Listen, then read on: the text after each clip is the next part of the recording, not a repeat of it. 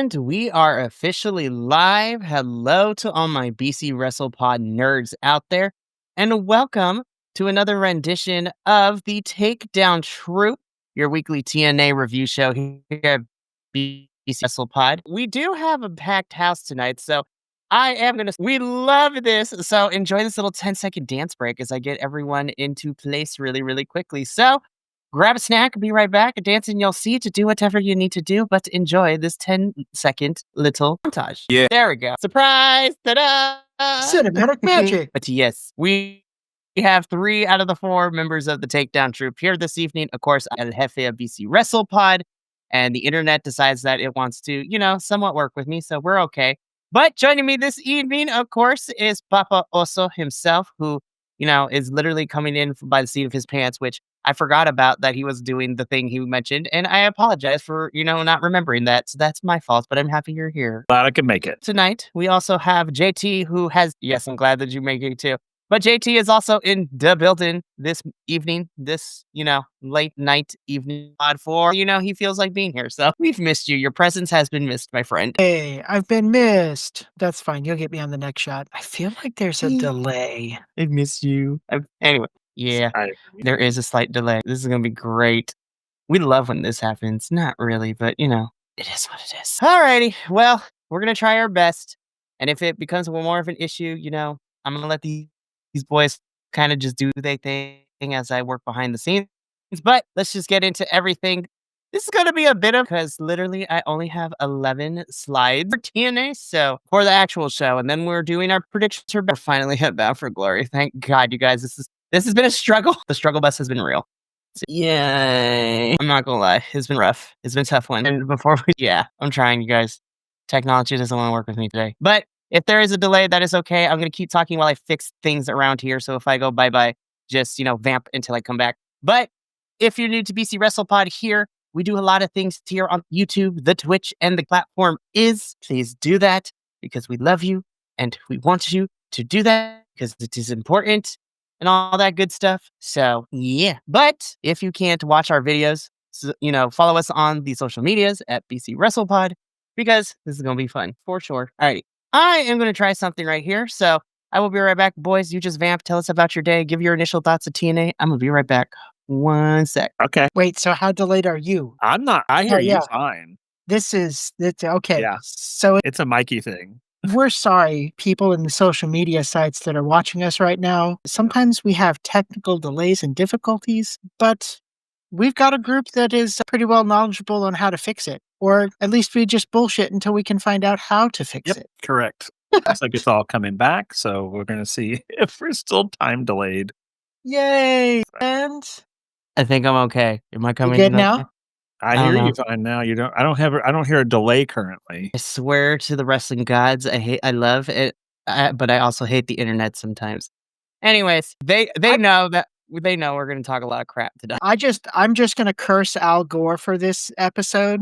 What the? Because, he's the father of the internet, isn't he? That's what he always ends up saying. No. Does he? Oh, I always thought he was the father of the environment or something. The modern day green man. That could be a whole nother podcast, but let's just get into the TNA before stop that. Oh, please. Just quit that delay right now. Just tell to get the fuck right out. Love it. Anyways, you know where to find us on social media. I'm also going to post it in the chat here in a little bit, but without further ado, this was a go home episode, I guess. Yeah, it was. Let's put it this way. So it was such a short show for me that it's like an hour and some loose change or something along those lines. And because I want to be able to get the entire episode in before I come onto the podcast, I have a tendency to hit the little fast forward button and you could fast forward it by 30 seconds or something like that. I got home at 5:15, 5:30. I mean, fair. I had an hour and some loose change. Typically, when I watch these episodes, I am right up to 15, 20 minutes before we start call, and then we go on to live in front of the audience. I had an hour that I had no clue what to do. I had already poured my drink. I had went over the entire day that we're going to have for the weekend with my wife. Everything. That's how short Mikey said he had 11 slides. 11 slides. Mikey has like a gazillion slides for almost every episode, and today he's got 11. Kinda shitty. It was Mikey and I were talking about that like I love a good lore story and I love good video packages and stuff like that. But like when the video packages outweigh the matches because there's so much, I'm like, why didn't we just turn this into like a special presentation? Like it's no longer Impact, it's like TNA lore time, you know? I don't think this is the worst go home show we've ever seen. No, it is not. I agree with you there as much. I was like, not sure how I feel.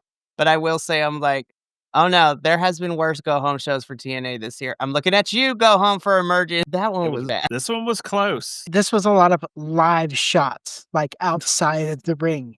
It's like, let's use the entire arena as the stage. I haven't seen that in a while, but still, you're like, This was an episode that could have been an email. truth. Themed event. I mean, do like the 80s thing, you know, or do something fun. I'm just like, This made me wanna there jump were on. so many things. So we know that the last like 2 or 3 weeks were all pre-taped after Victory Road. And I'm just like, we reviewed Victory Road last week.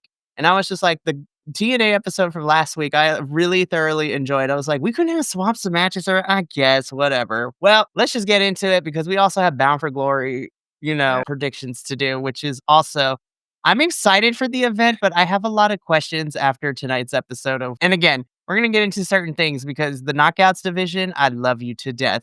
But let's be 100% real. The last 3 weeks of everything that has transpired between two of your stars, one of them currently pending in investigations of some stuff, and another retiring from in-ring action, has really taken the wind out of the Knockouts division sails really quickly. So, but TNA has an opinion. Can I just say real quick, Go I'm for sorry, it. I know you're trying to get us started, but can I just say that this episode did not get me excited for the pay-per-view? No, it did not. And I It was just actually like, made me a little frightened of the pay-per-view. oh no. I kind of forgot. I was like, "Oh, yeah, that's like Yeah. this Sunday." Yeah. I Well- thought we had another week, and then they said something on the episode, and I was like, "Oh, Oh, crap. oh." Yeah. me Well, too. you heard it here first, you guys. It probably will just be me on Sunday. No, by default, I have to be here because I say that I'm worried. I say I'm worried about the show. I am excited because there's a lot of talent on the show. There's one match that, even though I haven't seen it, it's already probably going to be my match of the night and possibly my match of the year if they give it time and nobody gets hurt. But we're going to talk about that in a little bit. But yeah, let's just jump into it because we got 11 slides to get through.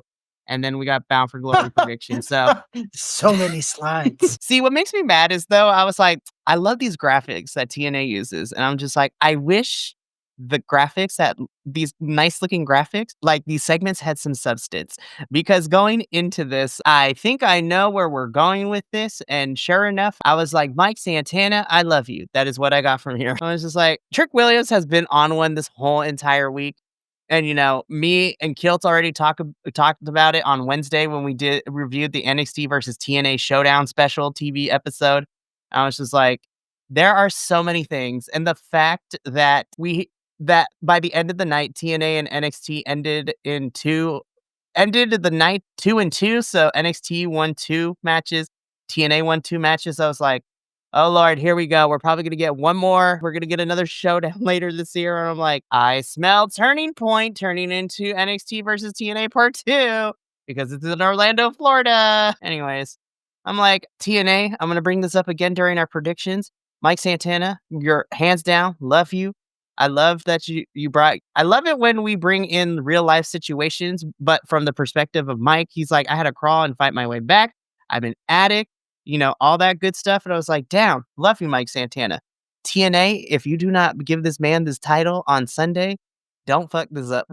I don't care if we're not far enough. Don't fuck it up.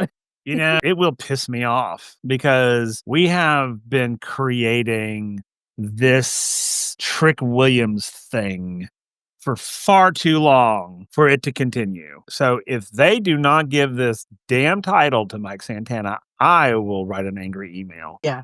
And then Trick just needs to go back to NXT. Yes. Or something. I mean, I don't know, but No, Trick, I think I'm hoping and I'm praying Mike wins on Sunday because I think Trick is going to have his own problems, especially he walked out on Ricky Saints and Miles Bourne and Javon because his feelings got hurt because Ricky tagged himself in. I was just like, La Diva is in the building. Fun. It's like, alrighty, well, it's going to be crazy for sure. Don't fuck this up. That's all I have to say. Don't fuck this up. Seriously. I was just like, Mike Santana, love you too. Bo, you need to lose this title. Yeah, you're right. He's had this title since May. We're good. We're good. Yeah. Like, do not drag this out to Turning Point or to Final Resolution. No, technically you're right. Dungeon Mistress Erica. Yes, it can go both ways. Definitely. But it should only go one way. Otherwise, I am going to metaphorically and possibly actually throw a fit and like we're gonna riot. Like what? Exactly. I will throw. I can't. Anyways, let's move on with our. Let's move on. Moving on. This is another match. Gia Miller. I swear to God, if you don't beat Tessa's ass, I'm like, what are we doing with our lives? And you know, JT, we talked a little bit about this before we went on air, and I was just like, we have this story and this feud has been built up with nothing but pre-tape promos from Gia and a little bit of Tessa. I'm like, yeah, what? And then all of a sudden, like, she just shows up. Like, Tessa Blanchard just comes up out of nowhere, and you're like, what? Why? Like, out of all of the episodes that you could have been here, and you decided to show. I understand that you're doing this so you can implant yourself into Bound for Glory, but still, like, why? Like, we were doing so good without you. Like, I don't understand this at all. I don't get this match. I mean, yeah, I don't understand it. Why is it here? Why? Why are we doing this? That's a good question, right? So here's the thing, right? So I've seen some people be like, Gia, why she's a backstage correspondent? Why is she getting this? So for those of us who also cover the independent wrestling scene, Gia Miller can actually wrestle, but she is also, commentary for TNA and backstage person. Love Gia, hands down. She can wrestle. I'm just going to say this because we already know that the talent that don't have matches scheduled for Bound for Glory are all probably going to be in the Call Your Shot gauntlet, right? So I'm just like, we couldn't have done something with a couple of these. I guess not. Oh, okay. I was like, this is a one-sided feud. Because here's what I want to know. Because this is why I guess I'm confused. Because what happens after this match? What's the payoff? I don't understand what the payoff is. Like, it beats Tessa, and then what? She just goes back to being a correspondent, and we forget that it even happened? I mean, like, Emergence or Victory Road, this match should have happened. We went through 2 whole pay-per-views for it to be at Bound for Glory, which is the final Big 4 pay-per-view for TNA, and I'm like, this does not scream pay-per-view match. I'm sorry. I love you. I hands down love you, but this. Yeah, absolutely. I do too. I'm saying it, sis. I just don't understand what's the payoff. I don't understand what the payoff is. Like, what do they get out of it? Honestly, what is Gia doing afterwards? I mean, is she going to Disneyland? What's she doing? What? If you think about it, say she beats Tessa, I mean, is she going to become a full-time wrestler now? You know what? Here's the thing. Does, then I'd be like, okay, didn't like the story, but at least it gets Gia more in the in-ring action. However, if she goes back to just doing what she normally does at TNA, I'm just like, that's wasted potential. No, for real. I was just like, why? Why are we doing this? But sorry, I'm catching up with chat and I'm just reading comments now. And I was just like, well, you're not wrong. In terms of Tessa and Gia, it was a boring side quest that the DM came up with on the fly because they didn't have time to prepare. It was forced into the story and was a huge plot hole. I'm gonna be real. We can put this into a couple of different matches that we were having at Bound for Glory. I was like, where is the plot? Yep. Like, again, oh my God. Sorry, I'm also following the comments in our section. So it does everything that Mikey posts on social media, from Twitch to YouTube to Instagram, everything. And Dungeon Mistress Erica has been on fire with these comments tonight. And the whole she was like, potential was my nickname in college, and I almost fucking lost it. The composure that I have to keep right now, because this is... Hey, we're here to have a great time, even when we're talking copious amounts of crap. And Erica has been on it this whole week, too, because this is not... She's been doing this almost every single review we've done this week, and it's just great. Check out the AEW one because we lost our absolute minds during the review with the commentary. This is also how you know, like, that this episode really, like, like Will said, this episode should have been an email, but like you can always tell with us how well the episode's going by how much shit talk and not like coverage of the show. Which is very, very true. At the same time, though, I will say, because it's me, there are some stuff I actually really enjoyed this episode. Because That's true. again, I was like, I feel like again, I still hold to the belief that this was over bloated with the promos and pre-tapes and video packages that we did not need going into Bound for Glory. How I'm like, okay, there is some stuff that I did enjoy, and I was like, you know what, certain things do make a lot of sense. I was actually here for some stuff because I believe that in the power of positivity and, to show wrestling love. And there are some people that I love here. It is great. And there was some stuff I loved. It was just like, I'm done. I didn't even watch it.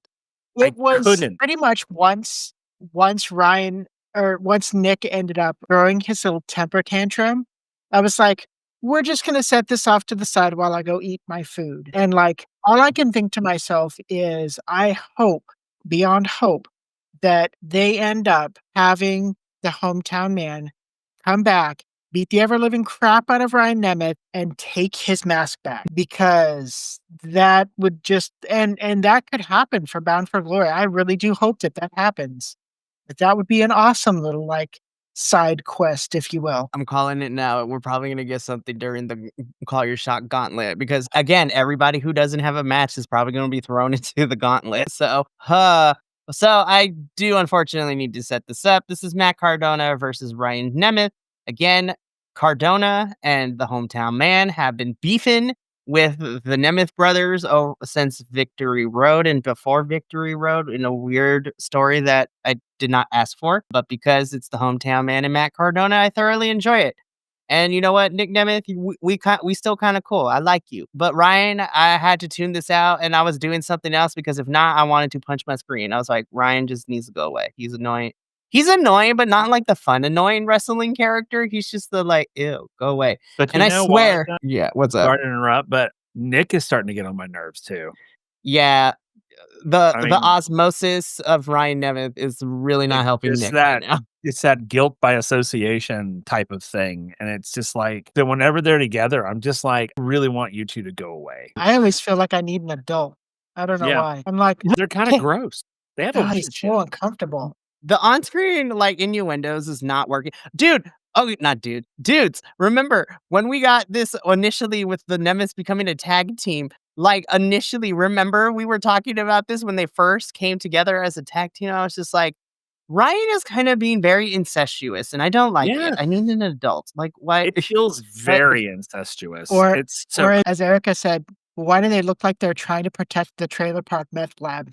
For reals. I was 'Cause just they like, I are. can't. it's just gross. They feel like I need a shower afterwards. It's like I need an adult. Thank goodness after Nick got thrown out, we didn't have to wait too long. Matt Cardona does end up winning against Ryan Nemeth, and I'm like, thank goodness, because That's I the was only like, good thing about the whole match. for reals. I'm just like, I'm done. I was just like, again, I was here for positivity, but this was not it. I was like, this was not one of those things. I was just like, no, ma'am, we can't do this again. Thank God it's over.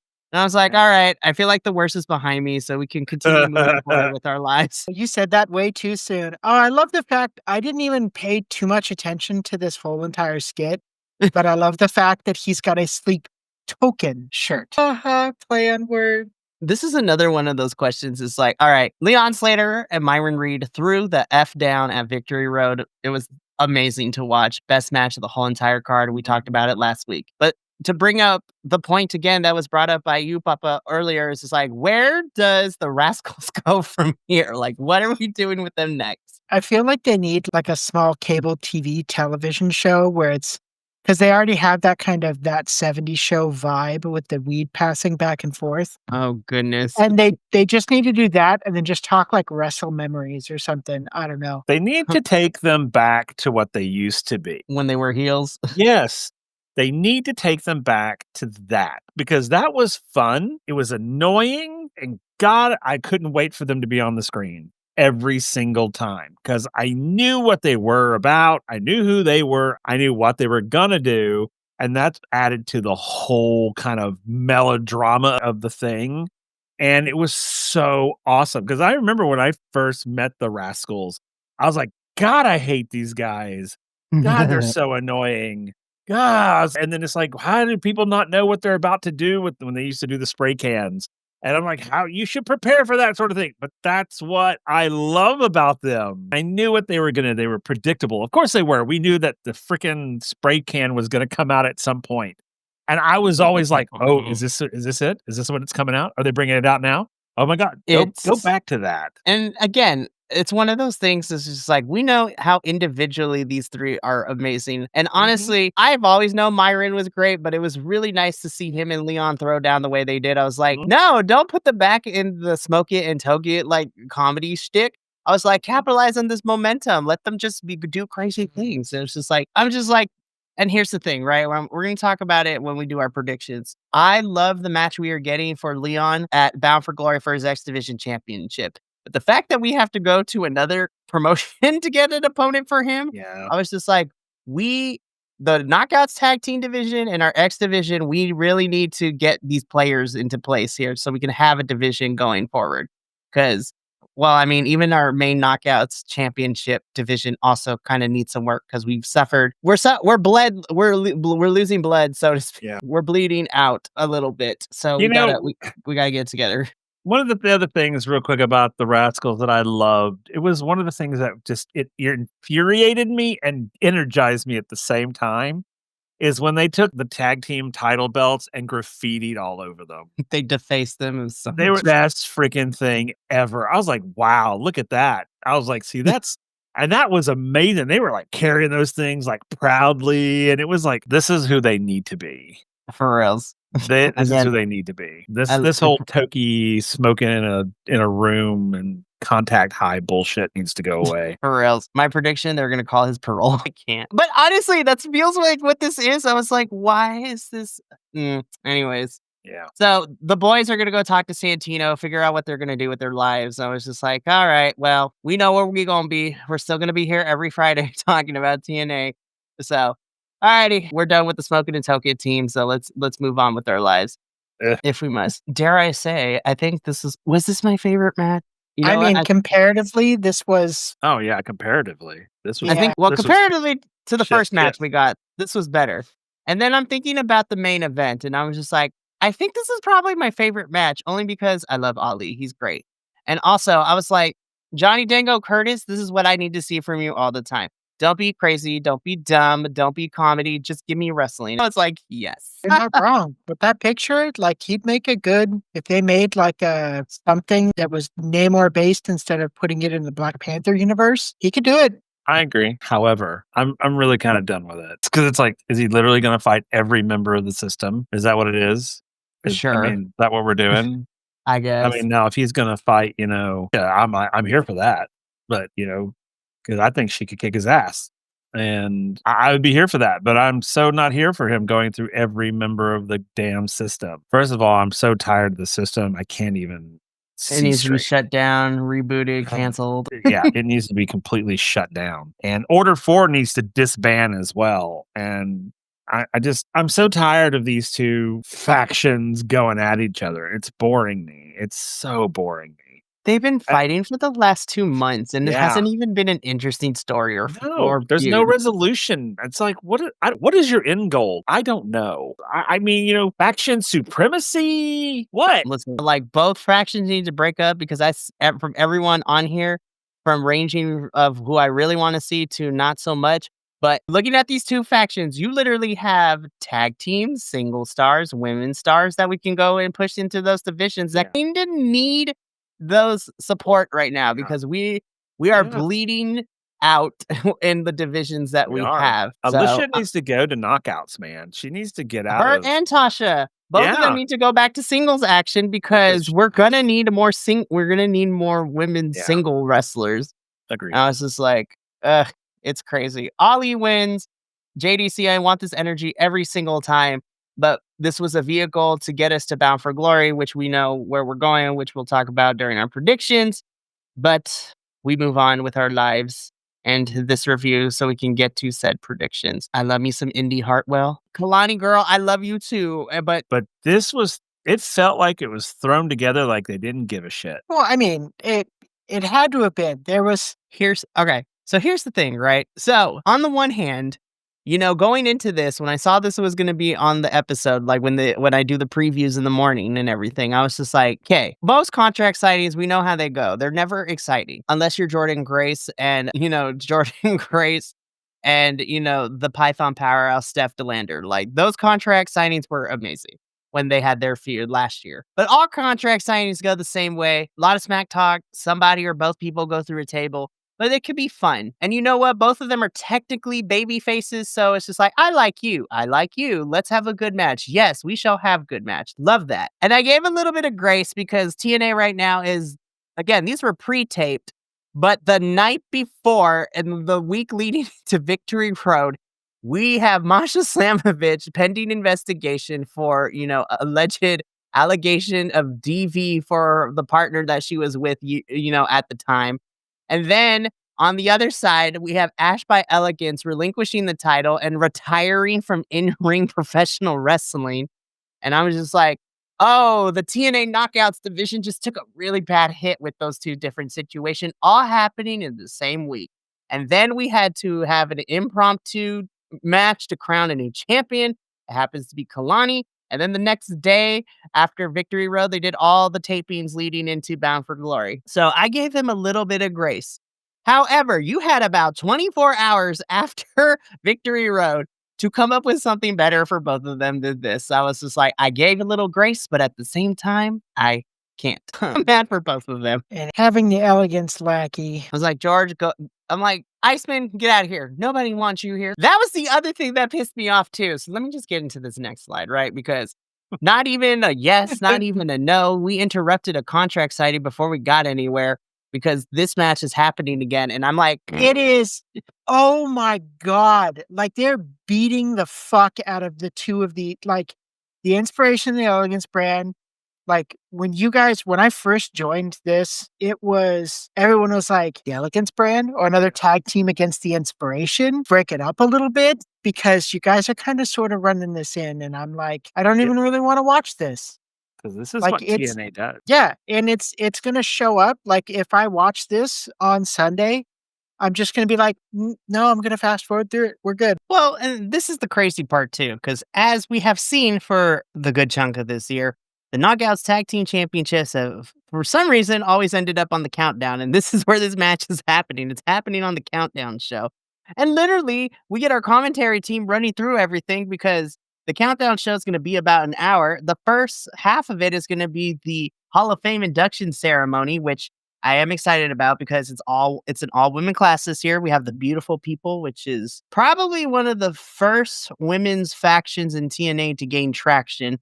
Again, this was in the early 2000s, so of course we had them wearing mini skirts and not even a t-shirt. But I do believe they paved the way for what we were getting now with women's wrestling in general, which also, had Gail Kim and Awesome Kong and all the good stuff with all of that. But at the same time, that is the first 30 minutes, and then the rest of the countdown is previewing the card, and then this match is happening. And I was just like, to me, this is easy. The Inspiration kind of need to retain here, because if they lose this championship, I'm like, oh no, we're in the perverse. No, we're going to be stuck in here, and I'm just like, what are we doing? I don't want to do this. It also that's a good segue too, because with Ash out, forever, make it that kind of bow out kind of thing where you're passing the torch, so to speak, onto the Inspiration. Or are they trying to push the Elegance brand forward to get past the Ash? That is by also giving very them true. The tag teams, we move away from the Ash leading. That's true, because this has gotten so beaten into the ground that I kind of forgot. They have a third person, don't they? The Elegance brand was Ash by Elegance and then M and Heather. So at Victory Road and the week leading into our review last week, Ash is officially done with professional wrestling. She medically cannot. Yeah. There's HIPAA laws in place and everything that she physically can't no more. So she's done with in-ring. So now it's just Heather and, M by Elegance. So that is just them two. So there's two ways that I could see TNA going with this. The way that I hope is the case is that this is it. The Elegance brand's final hurrah. because Heather and M by Elegance, both of the girls on the Elegance brand are very good wrestlers. They are fantastic, and we've talked about it all the time. So what I'm hoping is that this is it. The Inspiration win. They break up and we go into the singles division because they're very good. The other way, which would make me very angry, is that the Inspiration lose the titles back to the Elegance brand and we keep playing hot potato between these two teams. And again, beating it further into the ground. I was like, this does nothing for your Knockouts tag team division. Anyways, so yeah, contract signing between Indy and Kalani this is on the Countdown show, which I was like, I feel so sad for these women. I love them to death. They deserve better. I'm just putting it out there. Moving on because we still got things to talk about. Oh my god. I feel Which like we've already had. doing Yes. they've been doing that a lot recently. It's like, are you trying to build up like a set of memoirs or something? So like after this one final table, you can like set everything aside and be like, okay, we're good. We've told our story and we ended it with this. Can you pick one or the other? Because you're kind of sort of giving me whiplash, and they're starting to become the uncles that come to the reunion and tell you the same stories every year. It's like when they showed this, I was like, why are they showing this again? They literally put this in video package form. This was literally the promo we got between these two teams, like before Victory Road. They were in ring. And I was like, what? That right there. The Hardys versus Dudleys have been going on since '99. They should just go to therapy. For reals. I was just like, this has been long enough. We've had almost 2.5 decades. And I don't know, Erica, I don't know if you know this or not. Like, I'm an old school wrestler. Like when Mikey got me onto this podcast, like I've never heard of TNA. I'm kind of sort of getting myself reacquainted with the wrestling world again. Like that was peak wrestling for me. So like seeing that is like my inner soul right there. I've watched these two 3D versus the Dudleys every single time when they were in WWE and back during WWF, and like they need to go to therapy. Like just couples counseling. That's all I have to say. I'm just like, this was a 15-minute video promo that we did not need. And again, it really ate up the show. And I'm just rolling my eyes. I was like, we're still going? Oh, and you brought the kids in too? Great. Okay. I was like, this is how you do a kind of long promo. This was 3 minutes, but it got what we needed to. Javon wasn't there for him to go face off. But I was just like, Leon, this is the perfect example of what TNA needs to do with all their go home, angles leading into any pay-per-view from here on out. It's just like, just get on the mic, talk for 3 minutes, and that's it. Leon Slater talks about how, he loves being X Division champion and he's excited for his match against this Sunday, but don't get it twisted. He is a TNA star. He wasn't sure. He felt lost. He found his home in TNA. The TNA fans are his family. All that good stuff. And as much as he likes Javon, don't get it twisted. This is still a championship match. And by the end of the match on Sunday, Javon's going to hear the words, and still X Division champion Leon Slater. And I was just like, this is how you do a friendly rivalry, because Javon and Leon are homies. Like, we've seen it the last couple weeks with them teaming up together in NXT, and just both of them are baby faces. But this is how, in my opinion, you do a babyface versus babyface match, because it shouldn't be, oh, I like you.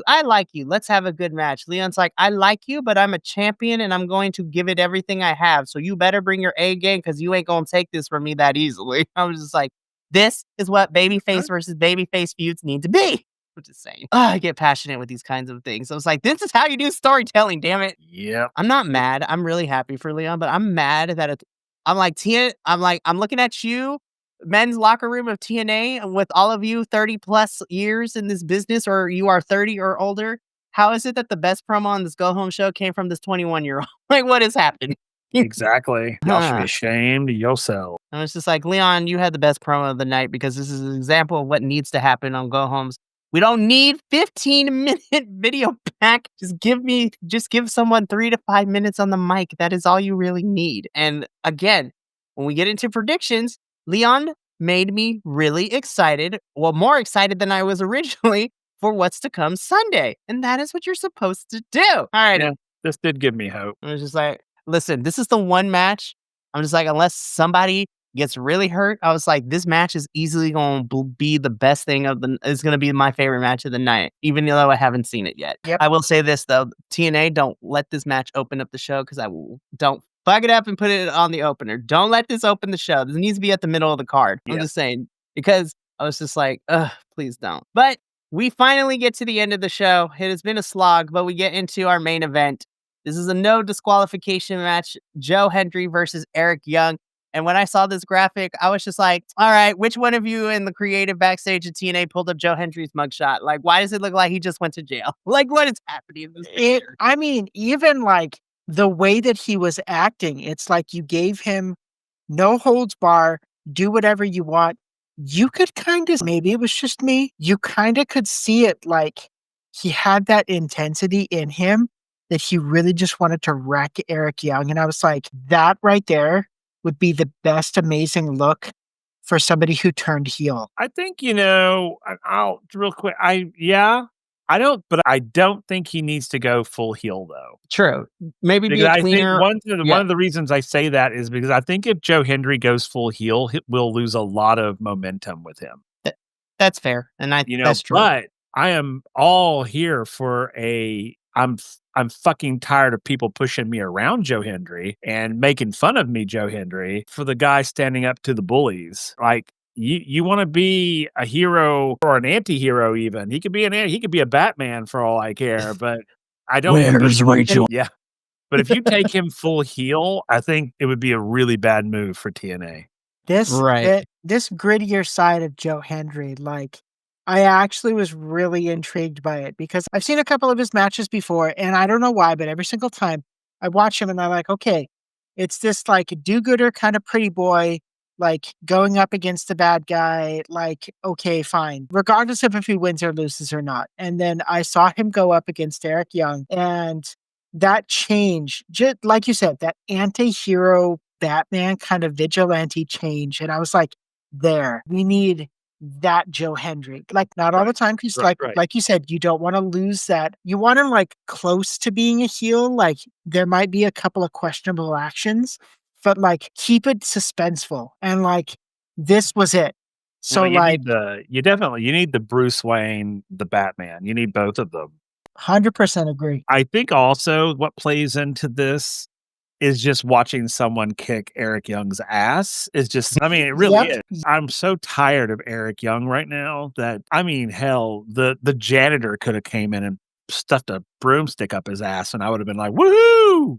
I mean, it's just literally, it's that if it wasn't Joe Hendry, if it was somebody else beating his ass, I think everyone would be like, woo, because we hate you right now. It just happens to be great that it was Joe Hendry who, And after taking multiple beatings from this dude, I was like, yeah, Joe, play a little dirty. It's the only way you're going to get it into his thick ass skull. Yep. So I'm here for an anti-hero, Joe Hendry. I mean, where he has his Bruce Wayne and then he has his Batman. I'm like, bring it on, buddy. Hey, everyone needs an origin story. And if Joe Hendry's like anti-hero origin story is him getting Spike pile drived into the chair, because that's what Eric Young did to win this match.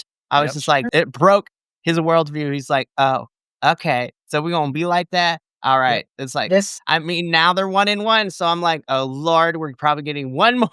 We're getting one more probably. Maybe TNA got something right and they're turning this into a turning point match. And now he's going to start bringing out that anti-hero vibe. Bring it. Yes. I mean, yeah, because we have Turning Point coming up in November and then we have Final Resolution in December. So I'm like, they have a match. They even have a whole pay-per-view made for it. It's called Turning Point. Yeah, Turning Point. There. This is like, let's turn the page onto leading TNA into 2026. But Eric Young wins this match, so they are 1-1. We're probably getting one more rubber match. And, I was like, I checked the episode. I was like, we still got like 8 minutes left. What are we about to see, right? Yeah. So I was just like, Mike Santana opened the show and Mike Santana closes the show. And dare I say, I was just like, I've enjoyed this 3-part like mini docu we've been getting on Mike Santana. I was just like, oh, we gave budget to all this. I'm here for this. And I know it's set up in the back, but like, we're getting voiceovers from Conan, which is crazy to me. I was just like, oh shit, I forgot Mike Santana has ties to him. and all of this. And it was in this moment right here, like this shot that I pulled up from, I screenshotted from the episode. It was at this moment right here, boys, and I'm pretty sure I speak for all of us here. It's just like, this is the moment where we all realize Mike Santana better win on Sunday. You cannot do this 3-part docuseries and have him lose. Absolutely fucking not. I do have to admit, when it comes to like storylines and stuff, like they really give Santana the spotlight, like telling about his, his past into his present with him against Ali and stuff like that. And then now they've got this 3-part episode and stuff. They're like, he's like the poster boy for storylines. And like, they even gave him a spotlight today. They were like, we're going to just parade you out there. We're going to put a spotlight on you. It's going to be great. Don't worry. You're going to close the show too. It's going to be awesome. I was just like, I swear to God, TNA, Mike better walk out as champion. You're not kidding. Oh my gosh. You cannot build all this up and for it not to happen. Yeah. Can't put a character through all this bullshit and then not reward it in some way. I'm just like, it's bad storytelling. Like it really is. I mean, I know you said TNA too many times, but they can at least make an exception to this rule. Seriously. Please don't mess this. Anyways. They have a track record for fucking shit up. For reals. But this was a really nice vignette to end the show. And this is how TNA goes off the air with the 3rd part of the Mike Santana Bound for Glory docuseries trilogy. So here we go. So we're done with TNA. So now let me switch gears because now we go into predictions mode where I just sent it in our group chat. So now we are going to do our predictions for TNA's Bound for Glory. We will be doing a live watch along this Sunday. I know for sure I will be here. And then depending on schedules and things like that, the other boys will be here or pop in later. But you get me for the whole time and hopefully my other boys are able to join. But we are going to do our predictions. If you are new here to BC WrestlePod, the 4 major U.S. federations that we cover, we have a predictions league for WWE, NXT, TNA, and AEW. So here in the TNA league, all the predictions league go from April to April. So April of 2025 to April of 2026, which means that our final pay-per-view that counts for the season is going to be what started off this year, which was Rebellion in April. So it's going to be interesting. But we are going to get into everything. So we are going to talk. So what we like to do for predictions is we talk about the match, how we got here, and then we can give our predictions of who we think is going to walk out the winners. And then, of course, for TNA, by the end of the season, the loser has to dress up as either a Jeff or Matt Hardy cosplay. But then again, all of us kind of want that. So some of us might be tanking on purpose. Just and you know what? Honestly, in a couple of weeks, I'm going to talk about it at the very end, but even though it's 3 weeks away, I have to start warning folks that TNA is scheduled to do a Halloween review. And ever since we started this podcast, and I'll go into detail off the air with the boys, Halloween has always been cursed. It's like Halloween has been cursed for the channel because something always happens when we do a review on Halloween. It's nuts, but I digress. Alrighty, let's get into these predictions. I have sent the form into the text thread of our text messages. So let's talk about the match, the only match as of right now that is happening on the Countdown show currently, and who knows. But first and foremost, Ladies Night, class of 2025. Love Mickie James. Love the beautiful people. Really excited to see them be inducted. It's going to be a lot of fun. But moving on to our actual matches, we have the TNA Knockouts Tag Team Championships on the Countdown show. This is, the Inspiration, our newly crowned champs as of 2 weeks ago, taking on the former champs of the Elegance brand. I love all 4 of these women. I wish that we were doing something more with them. However, I am going with the Inspiration because I really want to avoid a hot potato fest between these two teams with these titles. So I am going with the Inspiration and hoping this leads to the Elegance brands disbanding and going to singles divisions because these girls are amazing as singles wrestlers too. Baba Oso, I come to you first. Who you got walking out as Knockouts tag champs? Well, I'm going to pull out a dice and I'm going to roll dice. Shit. Evens, it'll be Inspiration. Odds will be Elegant. Oh, Lord. Yep. Yeah, it's going to be the Inspiration because I don't know. I honestly don't know. So I go from Papa Oso to Papa Zen. Who you got for this one? Well, I guess we're gonna just clean sweep this with the inspiration because I I'm with you, Mikey. Like seriously, they with everything that's going on with the Elegance brand, they just need to like let it go, let the ladies go into singles, and that be that. And you know what? Have Mr. Ice in the background, like being their individual concierge as he do, but like it just needs let's just lay this to rest so we can get some more X Division tag team people in, mixing it up a little bit. Yeah, this knockouts division needs more women's teams, and I'm just like, we got to figure something out. We just need a fresh feud because we've been going for almost 2.5, 3 months between these two teams, and I love both teams, but something's got to give. So for this match, it is a clean sweep. We have all gone with the inspiration. So now let's move on to the main card. So again, these matches are in no particular order, but I tend to do predictions from non-title matches first, all the way up to the mid-card to our main event scene. So, starting with this match, we have Tessa Blanchard versus Gia Miller. Again, this has been a feud that has been built through pre-tape promos between, well, mostly Gia doing all the talking, but sprinkling a Tessa in between attacking her like in the pre-tapes, verbally and physically. I don't know why we have this match. I'm gonna be so for real. I feel like we can do without it. In fact, this feels more it belongs on a TNA Thursday episode than it does a pay-per-view slot, in my opinion. But you know what? I'm just gonna say, if this doesn't lead to Gia being in the knockouts division more, like as a wrestler, I'm just like, well, why are we doing this match? But I can't believe I'm saying this. I'm gonna go with Gia. I'm picking Gia for this one. I want to see her kick Tessa's ass. That's really my main motivation right now. So, yeah, Papa Oso, I come to you again first. Who you got? I rolled You're just rolling. well, because I don't really care about this match. It's like because I don't know what any of this means. I don't know what happens next. If I had some sense of like this is like Tessa's way back in, for whatever reason she's fighting Gia, who knows? But or is this Gia Miller's ascension from correspondent to knockout? I mean, performer, yeah. I need something, and I don't have that. So I don't know what does Gia get out of it other than what you know what, Papa, also you ask what is the direction we're heading after this, and spoiler alert. I don't think so either. I don't think that that's a spoiler. Oh my goodness. Papa Zen, so Papa also has Gia. Papa Zen, who you got? And again, in a landslide vote, I'm going to go with Gia. Just surely because Tess has been gone this long that I've hardly recognized. Like, I almost had a double take when I was like, wait, that's Tessa Blanchard, isn't it? And I was like, oh yeah. They've got a thing going. I kind of hope that this does bring Gia Miller into doing the knockouts like thing and no longer being a correspondent. That'd be awesome. I did, however, my heart kind of skipped a beat, Mikey, when you said, I can't believe I'm going to say this. And there was a long pause. You thought I was going to pick Tessa. I was going to get so close into this camera and just be like, don't you fucking even say Tessa Blanchard.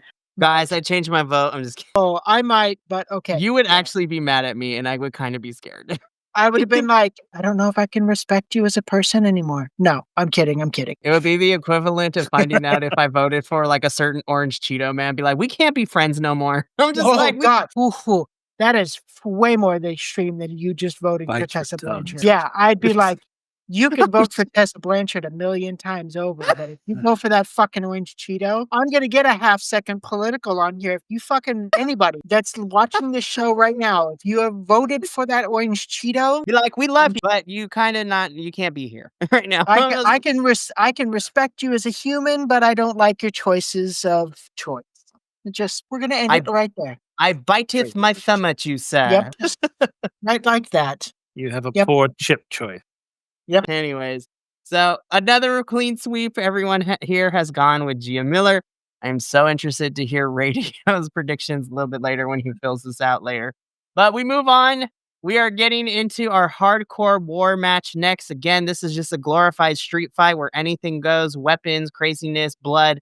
It's going to be nuts. I wish I cared about the story more because I don't care about it because I'm done with both factions and I feel like everyone just needs to break up like at the end of this. I do have to point out that even though it was like 3 weeks ago, because the commentary forgot to mention this, but until they realized that they needed to at the end of the show, Ali won match. Ali beat Moose at Victory Road, which gave order for the advantage, whatever that means, in the hardcore war. And listen, between the three of us and the decades of wrestling we have watched, whether it was the 80s, the 90s, or new to this in the early 2000s and 2010s, we have all seen and we all know that if the bad guys get the advantage in a multi-person match, that means that your heroes are walking out the victors. Now, do I say this system are actual heroes? Not really. But in this story, they are kind of leaning towards more of the good side, whereas Order 4 is more of the bad side. Or, I'm just bored with both of them, honestly. But again, we've been getting this feud. They've been over what I can't really tell you, to be completely honest with you. Like, the starting point really didn't get explained that often. It's just they got beef all of a sudden. I was like, I'm gonna be so for real. I feel like even, you know what? I'm just gonna lie. I'm gonna say this beef started because both factions looked at each other and then in the most dramatic fashion be like, there can only be one mediocre bad faction in TNA right now. And that is why we have this match. That was long-winded. I apologize. I'm going to wrap this up quickly. Order 4 has the advantage. I'm going with the system to win this one. Because if wrestling has taught me anything, if the bad guys get the advantage, then your good guys are going to walk out as the winner. And Moose losing at Victory Road has told me that I believe that he and the system are going to win. So I'm going with the system, even if I'm the only one. I'm waiting for Papa also in his dice roll to see what he has. That was the click. It's the system, unfortunately. Well, unfortunately on either one of them, but it's a lose-lose for everybody and for all three of us here and who we the pick. dice chose the lesser of two evils. Yeah, I mean, again, unanimous, where I'm gonna pick the system as well. And my major reason, I don't really care who it is. I want to see somebody absolutely just lay out Agent Zero. Yes. Yeah. Like, because he's got this weird, like borderline I hate face. He Undertaker has a kind of punchable vibe. face in this picture. He has a punchable face. But he's got that, like, he's trying to be like the Undertaker kind of vibe where he's just this powerhouse. And I'm like, God, you need to be taking down a couple of pegs or Like, get one of the women something. need to take him out. Yeah, Alicia or Tasha or both. You know Or what? both. oh, that'd be awesome. Like, like they lose, she gets so pissed at Agent Zero and just fucking lays him out. Like, wraps a chain around her knuckles or something and just lays him out. God, that would be the perfect. If anyone can do it, it's definitely Tasha Steelz, because I still get, even though I don't like her character direction we have gone in the last couple months, I still give her credit because she got picked up by Mike Santana and got thrown through a whole table at Rebellion. It was glorious to watch. It was like, wow, you go, girl. I was like, yes! So That good. is athletic prowess right there. Exactly. And I was like, equal rights, equal fights. But again, once again, we are unanimous. We have picked the system. So we move on to the next match we're going to talk about, which is going to be an interesting one because this is the Call Your Shot Gauntlet match. I'm still debating if I'm happy or terrified that this is on the main card. Because remember, Papa, last year it was on the Countdown show. Yeah. And man, it was a rough go last year. The Call Your Shot Gauntlet last year was bad. The year before that was amazing because that is when Jordan Grace beat the shit out of Bubba Ray Dudley, and that was amazing to watch. Sunny Kiss was there, and I love her to death. Like, it was just a good time all around. But if you are new to TNA, the Call Your Shot Gauntlet is basically a simplified version of the Royal Rumble, where 20 participants will be entering at intervals of 2 minutes, I believe. The rule is 2 or 3 minutes. And the winner gets to call their shot. So they get a fun little trophy, and that guarantees them a cash-in championship match. Sorry, I'm catching up with comments. Dungeon Master Erica was AFK. Pumpkin Spice Palpatine can F off. Oh, I'm so using that from now on. Although it does a little bit of a head turn for me because I love Star Wars. So, like, calling Palpatine Pumpkin Spiced, I'm like, and at the same time, I'm like, Pumpkin Spice ain't that bad, but like you put them together, that makes so much sense though. They both can F off together. It's truly evil. But again, if you are new to TNA, the Call Your Shot Gauntlet is a simplified version of the Battle Royale. Winner gets a future championship match and cash in of their shot. And one of the beautiful things that we love, even though last year was kind of a snooze fest, we love that the Call Your Shot Gauntlet is, again, equal rights. equal fights because it is intergender. We have men and women competing in this match. So it can go truly either way. Now, of course, we don't know everyone who's going to be involved. It's going to be 20 people, but we do know who is going to have to run the gauntlet starting at number 1 and who's going in at number 20. So a couple weeks ago, we had a battle royale to determine those spots. And the only thing that is guaranteed is we know that Miss Liang Li is going to start the whole thing off because she is at number 1. And then Mance Warner, the Southern psychopath, is going to be coming in at the number 20 spot. So he gets to enter at the very end. Everything in between is completely whatever they decide to do. So, of course, we don't know everyone who's participating, so we can't predict an actual name or winner. But I think for us, it would still be fun because in our predictions, who do you think is going to win this year's Call Your Shot Gauntlet? Is it going to be a men's talent or is it going to be a knockout/women's talent? Because we're probably going to get some crossover with NXT and some other independent promotions like we did with Sunny. I don't have a lot of faith in TNA to do this, but I'm going to pick a knockouts or women's talent to win. And if I'm going to take it a step further, I think Liang Li should win. Like, you have a great story right there. She starts at number 1 and she has to run through the whole thing and then she wins. Would be an amazing story. we're not betting on who specifically will win, but I think this year I am going to go with a knockout or a women's talent to win the Call Your Shot this year. I either want Liang Li or Danny Luna to win. Those are like my top 2, period. Papa Oso, who you got winning? Do you got a men's talent or a knockouts talent? I didn't have to roll for this one. I chose a knockout. Hell yeah. Because we had a men last year. Yep. Men's champ. So it was Franklin Kazarian last year. And we saw how that ended up at Rebellion. Yeah. And so I'm kind of hoping that they were like, well, that was a poor choice. Let's let one of the ladies have it this year. Because it was fantastic with Jordan Grace. Well, and then remember when Jordan won, we also learned to be like, oh crap, Jordan's the first knockout/woman to win the Call Your Shot in the company's history. Yep. So I was like, let's make it another one. So I'm hoping maybe we've started a trend. Yes. All right. This is the one time where I'm going to disagree with the both of you. And I think it's going to be a guy that potentially is going to win it. I don't exactly know who, but I have a feeling that I really do think that it would be awesome if it was. I want Liang Li to be like almost right to the end. And then like she gets defeated potentially, which would kind of suck because it would kind of be awesome to watch her win the entire thing.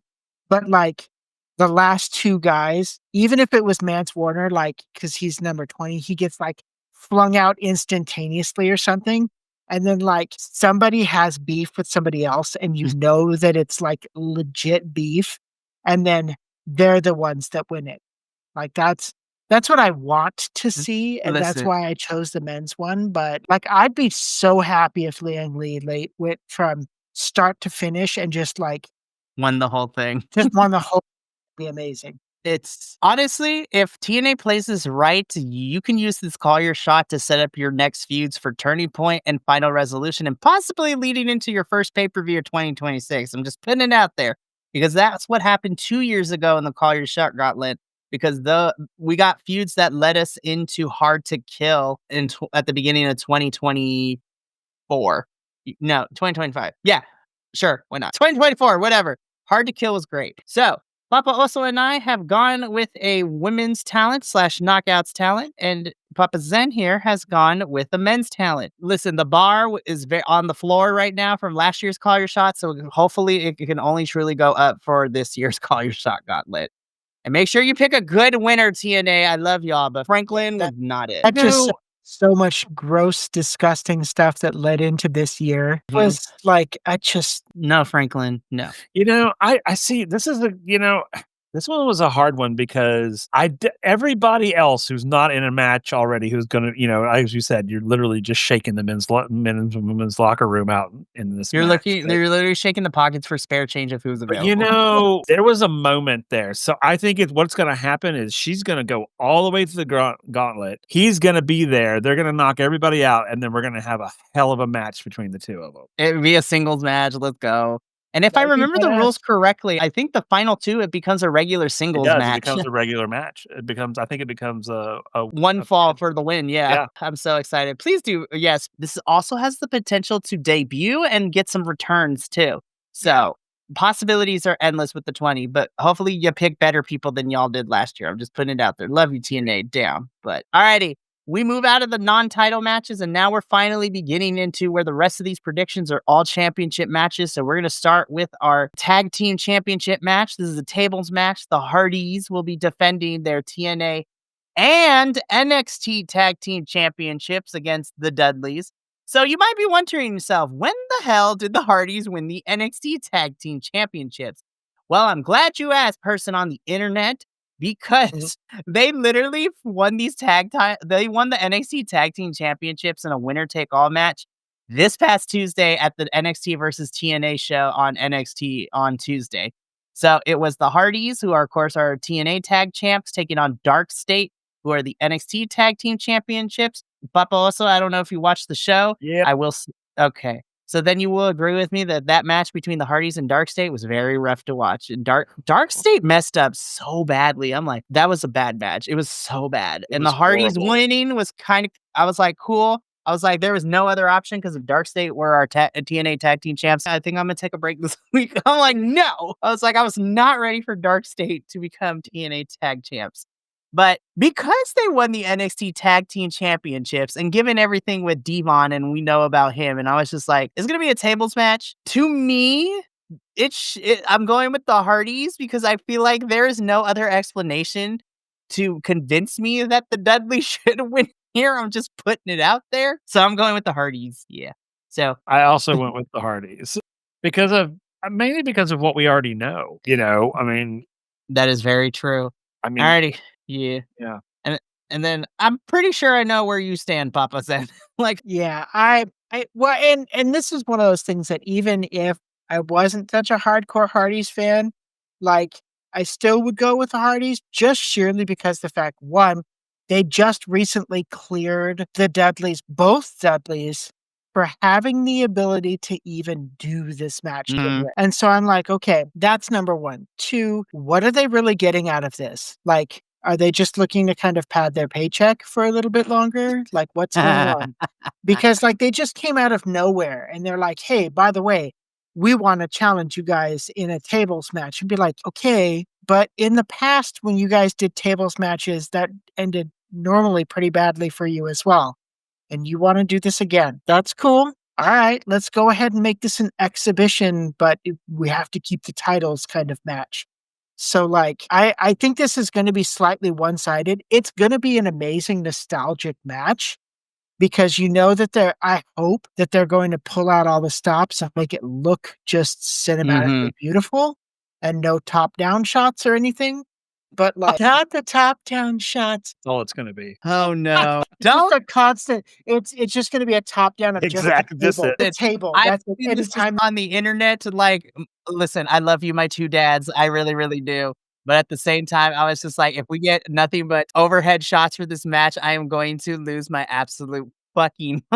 Oh my God, I would absolutely die if I just saw a picture of just the table, like maybe 4 feet outside of each end of the table, and that's it. Yeah. So like when And they're you can doing see like the an match, arm come in and that's it.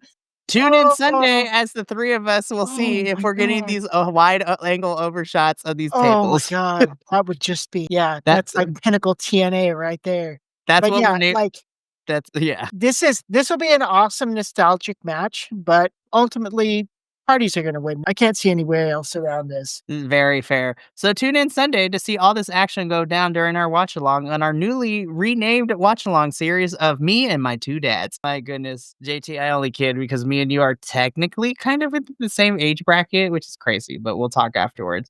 All right, moving on. I'm gonna be so for real, you two. And this is another one. I was like, oh shit, I forgot this was there. Oh, that's right, because we really haven't done much of a build either. This was like 3 weeks ago where we kind of started building into this match and then it just disappeared. So this is Steve Macklin's contractual obligation, his champion rematch for the TNA International Championship. Guys, it pains me to say this, but I'm going to be picking Franklin because I feel like I love Macklin, but at the same time, I was just like, why did we give it to Franklin if he's gonna lose it at Bound for Glory? Like, and unfortunately, I was like, Franklin's probably gonna hold this for a little bit longer, so I'm gonna go with Frankie Kazarian to retain, and it pains me to say it. I felt that. You roll the dice.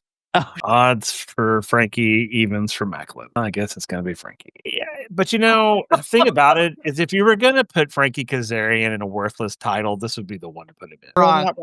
This title has been cursed. I was happy when Macklin won it back in April, but the feuds that they gave Macklin for this was not great. Yeah. Macklin needs to wash his hands of it and walk away. Be like, I'm gonna be so for real. You know what? And we're gonna talk about it later. Mike Santana winning the champion. And I was just like, listen, if we run Santana and Macklin as a feud, I am here for that feud. But yeah, so I'm just like, sorry, I got to highlight this because I can't help but smile and laugh at this one. Steve yelling, Frankie, you have spinach in your teeth. Listen, you cannot unsee Steve Macklin's like square jaw. It is ridiculous. I am mad that you've pointed out to us, Will, and now I can never unsee it ever again. I hate you. I love you for it. He has a huge mouth. Yeah. Be like, what that mouth do? Literally, look at him. He has unhinged his jaw and he could swallow Frankie. Yeah, he could. Yeah. Deonna Purrazzo, you're a very lucky woman. Anyways. Yeah, that is. Anyways, Papa Zen, who you got for this one? I know by chance one of you has picked Frankie and the other one has picked it begrudgingly, but I'm going to go with Steve Macklin on this one. The main reason why I say this, and I kind of sort of take Will's stance on this, is he either needs to win this title and take it away from Frankie right now, or just wash his hands and be like, fuck this, I'm out. I don't want this anymore. Like, you can go ahead and be the king of TNA, whatever. God, like, this character is garbage. I hate it. It is. Just here's the sad part, right? And I don't want to break like illusion and everything, but Frankie was at the GCW show that I went to in Los Angeles a couple weeks ago, right?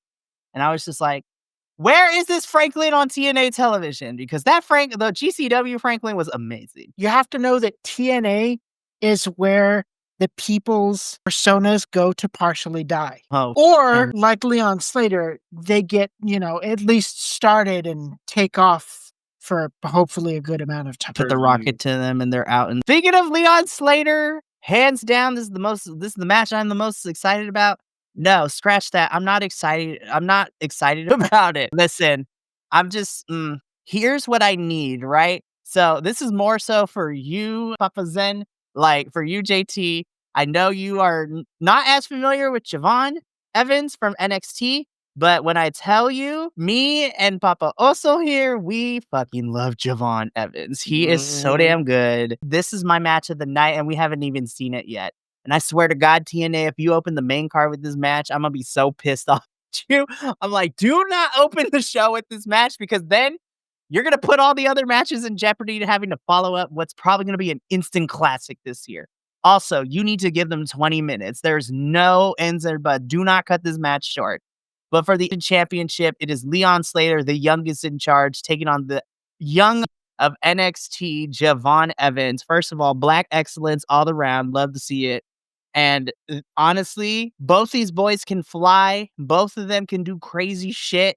And this is what X Division is all about. And I am ready to scream my ass off throughout the whole entire match of what they are possibly going to do. Listen, we're far enough into this. This match is going to make this a wet dream for wrestling fans, because we have talked about this since TNA and NXT started their partnership a year and a half ago. And the fact that we're getting this match now while we have this podcast and it's still alive is amazing. With all that being said, this match is going to be a barn burner. It's going to be amazing. I'm going with Leon Slater to retain here, but you know what? I don't want to put it out into the atmosphere. But again, for me personally, this is a win-win for me. But I do want to see Leon retain, because I think he still has a lot more gas in the tank as champion for the X Division. But oh my God, I'm so fucking excited. Baba Oso, who you got, and how excited are you for this match? I have Leon all the way. I mean, but again, I will also agree with you in the fact that no matter which way this falls, I'll be happy, because I freaking love both of these guys. This is going to be a brilliant match. I mean, I agree. I think it's going to be the match of the night, other than, when Mike Santana takes the title from Trick. But that's going to be a great moment. But you're right. This has been a highly anticipated one. Like, we have said multiple times that we always would love to see Leon and Javon go at each other. And here it is. And I'm like, huzzah. I'm very excited about it. I know. Excited. I hope this match is going to be really good. I have faith in it, unlike some of the other matches. But what I'm hoping this match does is because I don't want us two to say this. And then, of course, JT over here is new to Javon, and then for him to be disappointed by the match. That's very fair. But I'm putting this out on the internet now. I'm not going to go away if I'm wrong, but I'm putting my stake as a wrestling podcaster, reviewer, and a fan of professional wrestling. I'm calling it now. This is going to be match of the night. I'm just putting it right there, and I will eat crow, so to speak, if I am wrong, but I highly doubt it. I put my reputation on the line for this one. But anyways, back to you, JT. Who you got for this one? I agree with you that I don't know. I've never actually seen Javon Evans, and I know this is going to shock a lot of you, but I haven't seen Javon Evans do I haven't seen him in wrestling before because I don't watch NXT. I started watching TNA and I'm old school. But if the two of you are this passionate about this fight, I think that this is going to be, like you said, this better have 20 minutes written all over it because I already know and I've seen Leon's prowess and the run that he's had for this year. I'm picking Leon just sheerly because that, like both of you said, if they take his gas out right now, like I'm pretty for certain that I'm going to riot. There's a couple of times that I've been really close, but I've been like, no, I'm really angry, but we'll see how this goes. Like legit, if Javon wins this, I'm so losing faith in like, a good 90% of anything that TNA does. And right now I'm at like 60% because of some of the stuff that they've done. So I'm like, come on, just keep it like balance this out. This is going to be a great fight, probably the best fight of the entire program. But we'll see. No, 100%. And again, I'm also picking Leon to retain too because I want Leon's championship run to kind of just have him go on a tear. Like him and Myron main evented Victory Road, and that pay-per-view was all disjointed as hell because of everything that was transpiring leading into it. But those two managed to put on one hell of a main event. And that also was a match. I was like, oh my God, Myron Reed, let's go. I'm kind of like, I knew you were great, but thank you for proving it to everybody else. But I'm excited for this match. So now we get into our final two matches, which are for our main event scene for the main championships. The first one being for our TNA Knockouts World Championship. So this is the champion and NXT's Kalani Jordan defending the title against TNA star Indy Hartwell. So here's the thing, right? Again, this was not the original plan. My money is still on either it being Indy versus Ash or a triple threat with Indy, Masha, and Ash for this title. But again, two of the three people I just mentioned right now are either retired from in-ring competition or are, off of television pending investigation to certain things. And so we had to scramble at Victory Road. Kalani ended up getting this title. I love Indy to death, even though she still needs to take some promo classes. As much as I want to pick Indy because I love her to death, I'm going to go with Kalani. Now, in all intents and purposes, I know, for me at least, I can't speak for anybody else, that Kalani essentially is a transitional champion because this is not the original plan. However, I don't want her to just lose the title right now after only holding it for 2.5 weeks at this point. And I kind of want to see what Kalani can do as the TNA Knockouts champion and fight the girls here in TNA and in NXT too. So with that reasoning, I'm going to actually have Kalani retain here. I went back and forth with this, but I'm going to go with Kalani retaining here because I want to see more of her. Even though she's an NXT star, I want to see what she can do and how far she can take the TNA Knockouts championship and who she can face in both companies. So I'm going to go with Kalani here because I really would hate for her to just be a 2-week champion, which is not necessarily fun. And it's not fair to her. But I digress. Papa, also, who you got between these two? This is her first official title defense. Correct. Defense, correct. There's no way they're going to take it from her. There's no way on her first defense. No way. I mean, I'm going with Kalani because she's my girl. But I can't imagine that they would take it from her. Can't imagine that they would just be like, okay, you're it. but in 2 weeks we're going to take it away from you. So without properly defending it, outside of a pay-per-view. So I'm really hoping that they don't do that. And then again, I like Indy Hartwell as well. I mean, I like both of these gals. I mean, I've been Team Kalani since I met Kalani. Dave came onto the NXT podcast when it was me, you, and Andrew. And I have always said this woman needs a championship title. She is good.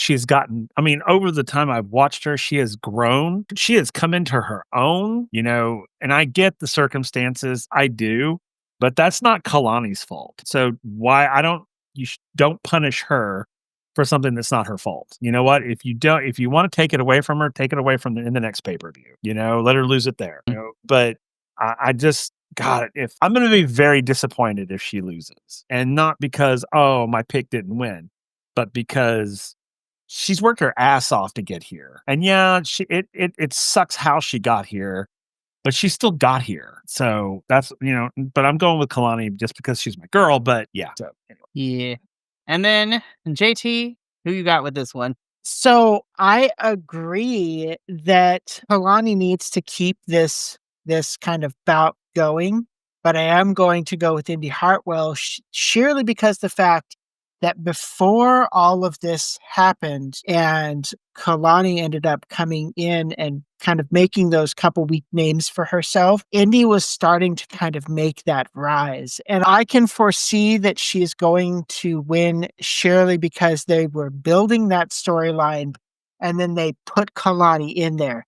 And she's going to unfortunately become a casualty. And it's going to suck because, like you said, Will, having that couple of weeks worth of growth and then all of a sudden have it snatched away, it's really going to suck. But the way that I've seen stuff with TNA, at least recently, I can see them going, well, we already have the storyline planned out for Indy, so we're just going to keep it going. And unfortunately, Kalani's going to be a casualty. I hope I'm wrong. It would be awesome to see Kalani keep this going. And then, like you said, next pay-per-view, maybe it shatters it up a little bit, but I have a feeling that Indy's going to win this one. Very, very fair. So we shall see this Sunday what happens. So then we get into the final match, which we are told is main eventing Bound for Glory. Mike Santana. I don't need to even go any further into this. Mike Santana. Yeah, I did. That's what I got. Yeah. Okay. And that has been our predictions for Bound for Glory.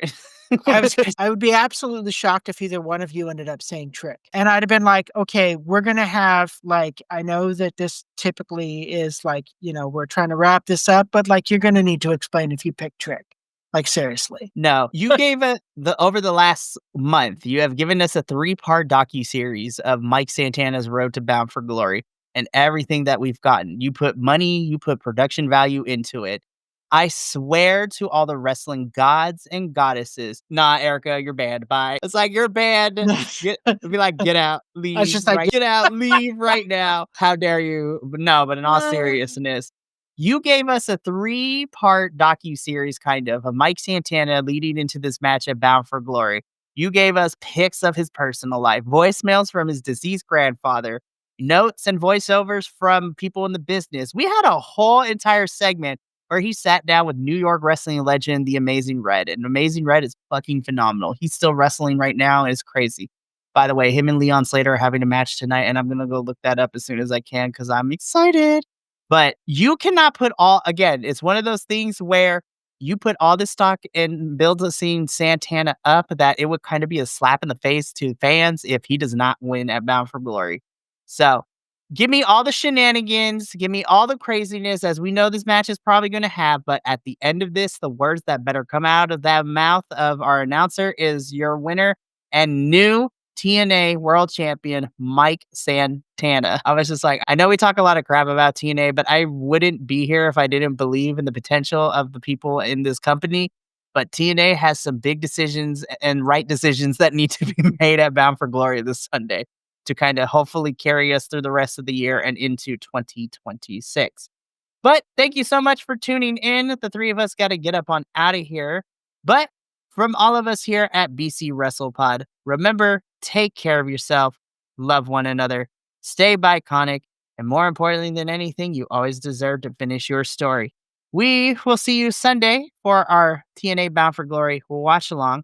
But until then, science. And until next time, peace.